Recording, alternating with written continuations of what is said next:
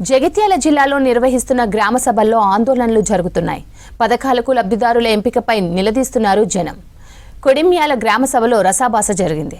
ప్రభుత్వ పథకాలకు లబ్ధిదారుల ఎంపిక తీరుపై అధికారులను ప్రశ్నించారు స్థానికులు. ప్రజాపాలనలో ఇచ్చిన దరఖాస్తులకు విలువ ఇవ్వలేదని ఆగ్రహం వ్యక్తం చేశారు. లబ్ధిదారుల ఎంపికలో అక్రమాలు జరిగాయని ఆరోపించారు. మరోసారి సర్వే నిర్వహించి లబ్ధిదారులను ఎంపిక చేయాలని డిమాండ్ చేశారు.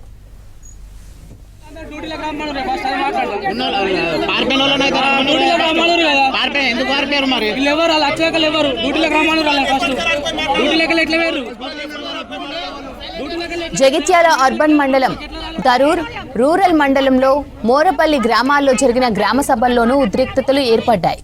ఇంద్రమ్మ ఇండ్ల పేరుతో డబ్బులు వసూలు చేశారని ఆందోళన చేశారు స్థానికులు. రోడ్డు మీద బైఠాయించి నిరసన తెలిపారు. నిజమైన లబ్ధిదారులకే పథకాలు ఇవ్వాలని డిమాండ్ చేశారు.